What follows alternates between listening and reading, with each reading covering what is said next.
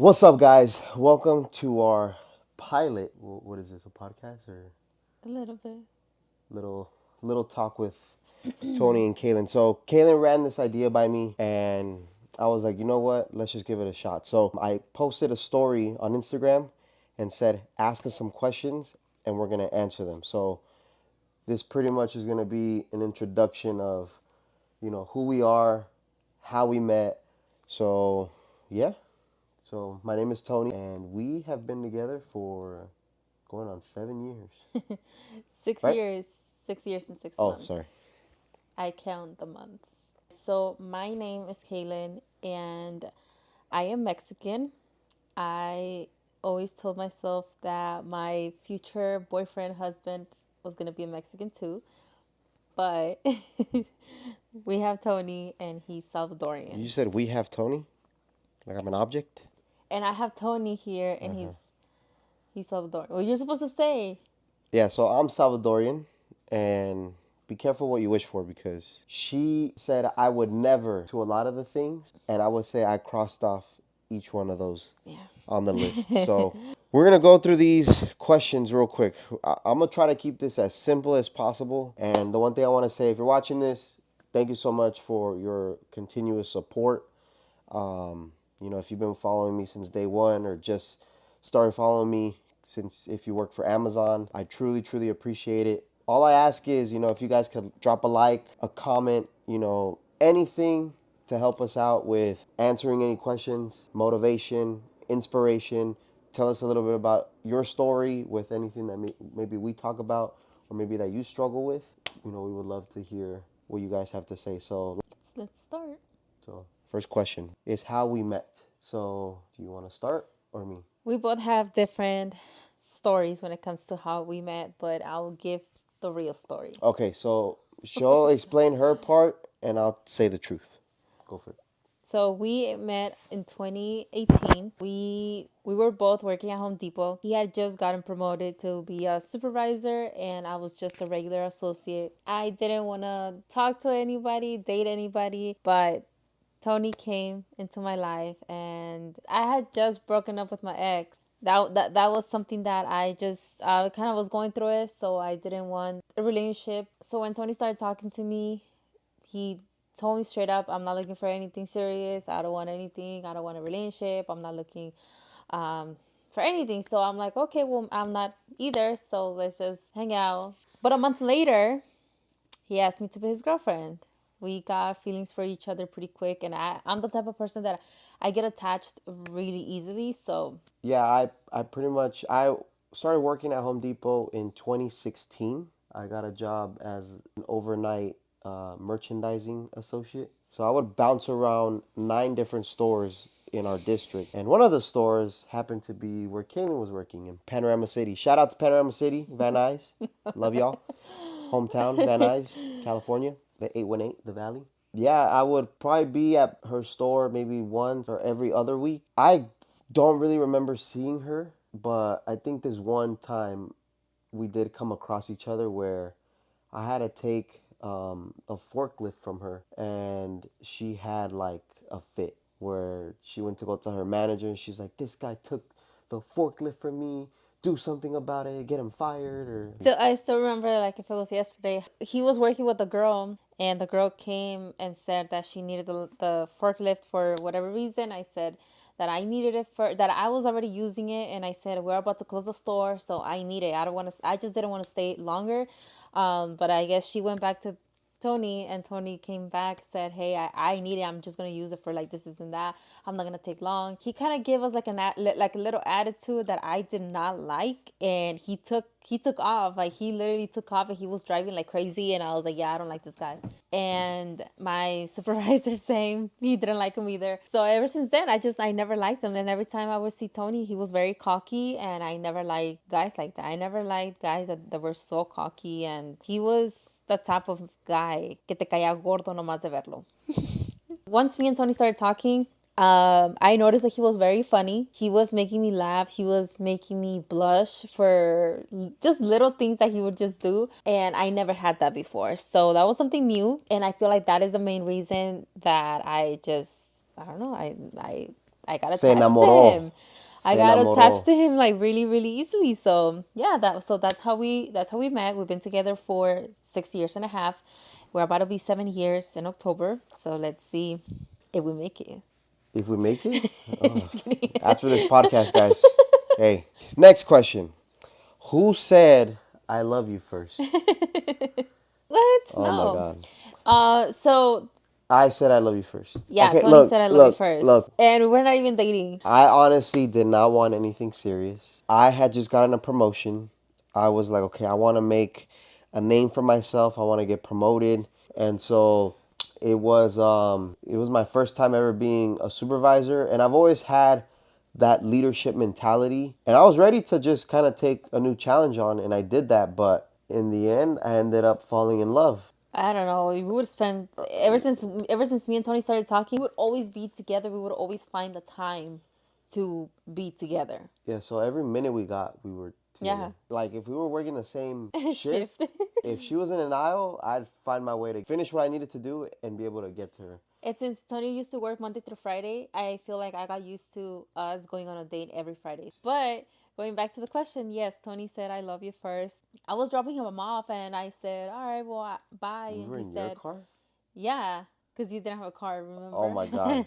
That's another story. But I don't want to get into um, that. I was dropping him off, and he said, "All right, well, I love you, babe." And I looked at him, and we were talking only for 3 weeks. 3 weeks, and I looked at him, he looked at me, and he just started laughing. But there was this time that he did notice, and he did tell me, "Te estás enamorando, huh?" And I was like, "Yeah, I mean, I feel like I've been uh I don't know, I'm falling in love with you." And he said, "I know, I can tell." And I was like, I and wonder if I could still raise you up like today. Do you ever get jealous of each other's social media interactions with followers?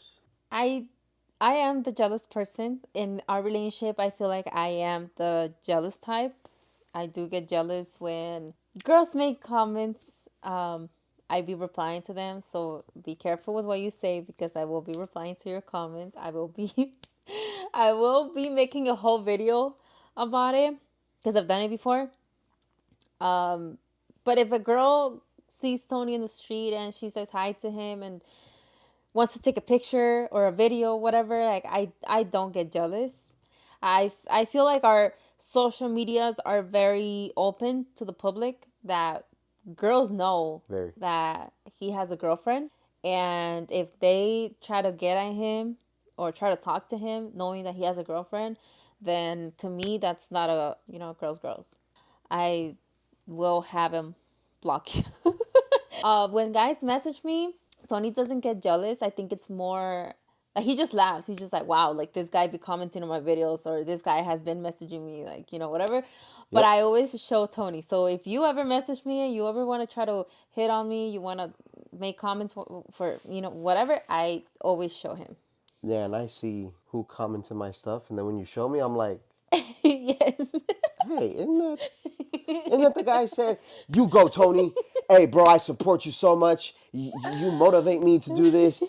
But you're in her. You know That's what's crazy. crazy? Because now that you're talking about that, do you remember yesterday I posted the video that you did of throwing the beer away?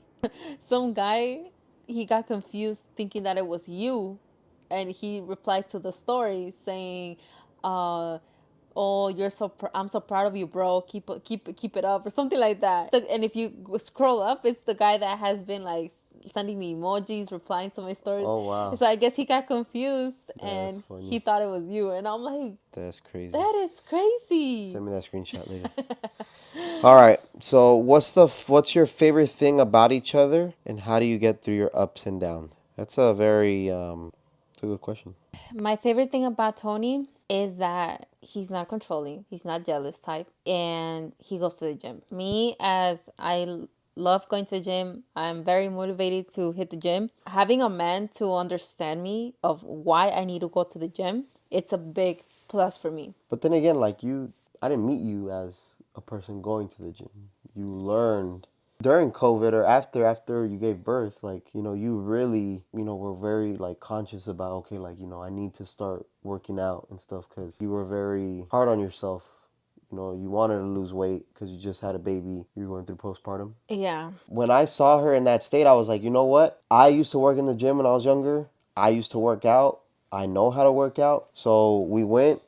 Oh no, she had went to get a membership. No, no, no. So the way we no. So remember, I was barely 6 weeks when you were teaching me how to work out in the back of your Oh yeah, house. I set up like a little home gym Yeah. in the back, and I took her like through a little workout, And you and guys had a treadmill, we had a and I would be like treadmill, walking, running here and right? there. Treadmill, weights. But when I first went to the gym, I think our daughter was already a year. She was about to be 2 years. My weight was the same as when I was pregnant. And to me that was something like, okay, I need to do something about it. I started going to the gym, and literally a week later he just asked me, "You want me to go to the gym with you?" And I'm like, "Oh, okay." I didn't know that they had a kids club and we were gonna leave our daughter there. So to me, that was like, oh my God, that really helped me out so much. But when I got to the gym, the very first 3, 4 months, I was so lost. I didn't know nothing about working out, nothing. The very first 3, 4 months, Tony was the one teaching me everything. He was very basically like my trainer. And then we would come home, and then he would cook for me. He would make meals that it was going to help us out. And I feel like from there I lost like 30 pounds. Yeah, and I think that's, a lot of people that, want to go to the gym, want to lose weight, not knowing what to do and how to do it is probably the most intimidating, especially like if you don't have a background in fitness. So that's kind of the reason why like I'm like, you know what? I'm gonna just start posting my workouts, start kind of just putting myself out there because, maybe I can answer some questions. I'm not the most knowledgeable, but I know the most basic things. So, And I yeah. think it took me like 2 years to actually start posting Mm, my workout videos, yeah. because I still didn't feel like, You're shy. yeah, I was shy. Like, oh, what are people gonna be saying? People are gonna be making fun of me, or. But now I'm starting to realize that really helps me out to see my form, to see what I'm doing wrong. And yeah, after that, I once I started going by myself without having Tony there with me, to me that was something big. It was like I already made it. Like, I thank you for teaching me all this. Like, I'm good now. And yeah. So what's your favorite thing? My favorite thing about Kaylin is she's very family oriented. She has great morals. And I think the biggest thing is her responsibility financially. She has taught me a lot about being financially responsible. Do I listen? Probably not. Because before, I would spend money like crazy. But she makes me conscious of, making sure that what we need to get paid gets paid versus getting the things that we want It's like, and do we need it spoiling or do we yourself. want it? I mean, do Exactly. we want it, but do we need it? That's always my question when it comes to everything. How do you get through the ups and downs?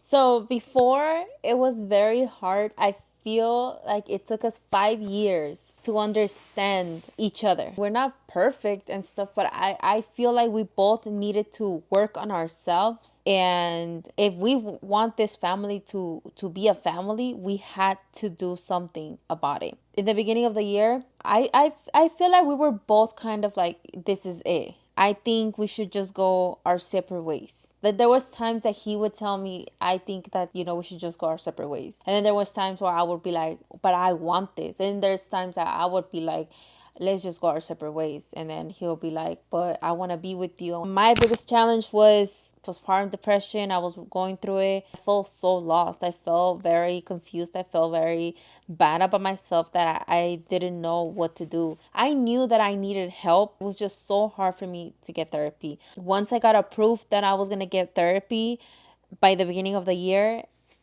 to me that was something like, okay, well, maybe it's the time I need to heal, alone, not have Tony with me. There's always going to be ups and downs, challenges in your relationship, and I think the main thing is learning how to communicate. And I can tell you right now, me and Kaylin probably don't communicate very well. The way I used to deal with it was I would get up and leave and go drink. When it came down to the discussion, like, let's break up. But then I would tell her, like, no, I want to be with you. It was more, I wanted to be with you as long as I could keep doing what I'm doing. Because in my mind, I'm like, I don't want to stop drinking. In my mind, I'm like, I know what I'm doing. I know how to handle it, how to control it. But in reality, it was, consuming me to where I was not being the best father, the best partner, and it was interfering with my job, my health. Like, it was just the cycle of, I want to drink, I have a drink. Oh my God, I hate drinking. I'll never drink again. The hangover. A couple days pass, and I'm like, you know what? I'll know how to handle it this time better. Definitely when we have our downs, those were triggers for me to like be like, okay, you know what? I'm gonna just go drink. But now that I've got into this, journey of sobriety, it has really given me a opportunity to take a step back and be like, okay, like what can I do for me and her not to argue and for us to find a solution? Because there's always gonna be problems. But when there's problems, there are solutions. At the end of the day, we cannot stress over the things that we cannot control. And the one thing I always tell her is you can control what you can control, and I can control what I can control. I can't control you, you can't control me, but we gotta meet halfway and be like, okay, like compromise and stuff. Yeah. So, all right, next question. What is the hardest moment you had to overcome as a couple? I think just the whole drinking. I feel like our main issue in our relationship, it was the drinking and my depression.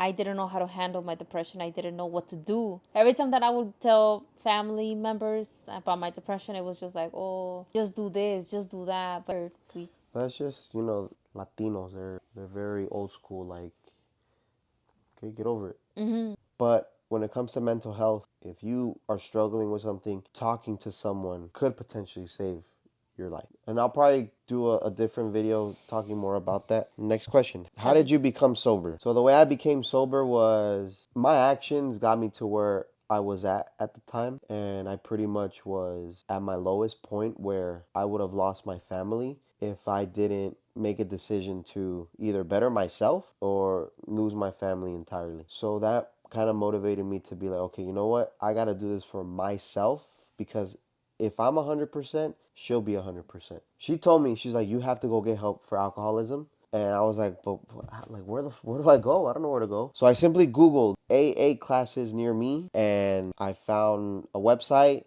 I put in my zip code.